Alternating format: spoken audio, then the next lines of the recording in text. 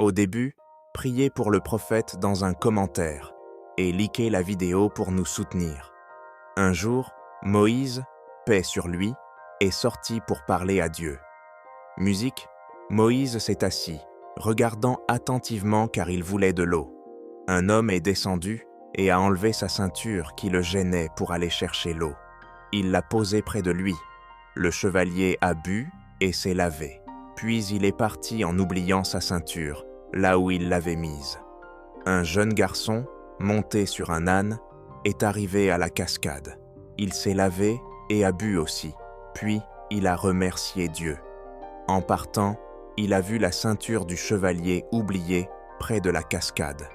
Le garçon a ouvert la ceinture et il était pleine d'or, d'argent et de bijoux précieux. Il l'a prise et s'en est allé. Peu de temps après, un vieil homme est devenu à l'eau pour boire et se laver. Pendant qu'il faisait cela, le chevalier qui avait oublié sa ceinture est revenu en courant, la cherchant. Il ne l'a pas trouvée et a demandé au vieil homme « Où était la ceinture que j'ai laissée ici ?» Le vieil homme a répondu « Je ne sais pas, je n'ai rien vu ici. » Alors, le chevalier a sorti son épée et a coupé la tête du vieil homme. Moïse regardait, réfléchissait et se disait « Seigneur, ce chevalier a fait du mal à ton serviteur, le vieil homme. » Son seigneur lui a dit « Ô Moïse, le vieil homme avait tué le père du chevalier il y a longtemps. Quant au garçon, son père avait travaillé pour le père du chevalier pendant 20 ans sans recevoir son dû. Le chevalier a pris sa revanche sur le vieil homme pour son père, et le garçon a pris son dû du chevalier pour son père.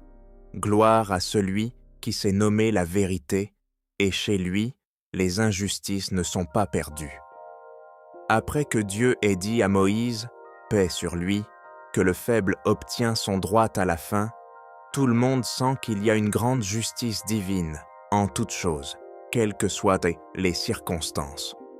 Cette histoire ne nous apprend pas seulement que le droit du faible ne disparaît pas, mais aussi qu'au début, les choses ne montrent pas toujours que la justice va apparaître. Par exemple, au début, le faible peut sembler incapable d'obtenir son droit, mais Dieu, exalté soit-il, lui accorde justice au moment voulu, même si l'oppresseur c'est le plus fort. La sagesse ici est que Dieu, exalté soit-il, n'oublie pas les droits des gens, qu'ils soient faibles ou forts, comme Dieu l'a dit dans le Coran. Certes, Allah n'aime pas les injustes. De là, la justice divine apparaît au bon moment, même après un certain temps. Ainsi, l'histoire de Moïse, paix sur lui, nous montre une chose très importante. مهما كان الظلم في الدنيا في النهاية ربنا هو العادل والحق لا يضيع عنده. Cela nous fait comprendre que la justice divine n'est pas comme la justice des hommes, car la justice dans ce monde est parfois visible et parfois prend beaucoup de temps à se manifester. L'important est que l'homme fasse toujours confiance à Dieu et y ait la certitude que la vérité apparaîtra, que le faible soit capable de prendre son droit, maintenant ou non.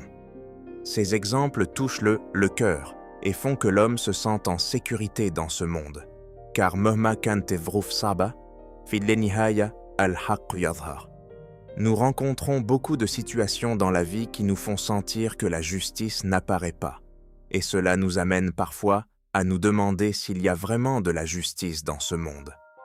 Mais les histoires, comme celle de Moïse, paix sur lui, nous apprennent que la vérité finira par apparaître, quelles que soient les circonstances, et nous assurent également que Dieu, exalté soit-il, n'oublie aucune injustice, même si la justice tarde un peu. Le moment viendra où la vérité se manifestera, comme cela s'est passé avec le chevalier, le garçon et le vieil homme. C'est une grande sagesse qui nous apprend qu'il ne faut pas tomber dans le piège du désespoir ou penser que l'oppresseur échappera à la punition, car Dieu le juste est capable de rendre justice aux opprimés au moment opportun, même s'il y a toujours un retard ou un report. Dieu, exalté soit-il, a une sagesse dans chaque chose. De même, dans notre vie quotidienne, Nous devons comprendre que la justice n'est pas toujours entre nos mains. Nous ne sommes pas toujours capables de prendre nos droits au moment où nous le souhaitons. Mais en fin de compte, c'est Dieu qui tient les rênes et qui réalise la justice à sa manière et selon sa méthode que nous ne connaissons pas. Cette histoire nous apprend aussi que l'oppresseur peut sembler fort et dominant à un moment donné, mais il n'échappera pas au jugement de Dieu. Parfois, il croit que personne ne peut l'arrêter, mais en fin de compte, c'est le jugement de Dieu qui rend justice aux faibles. Pour ne rien manquer de nos prochaines vidéos, abonnez-vous, activez la cloche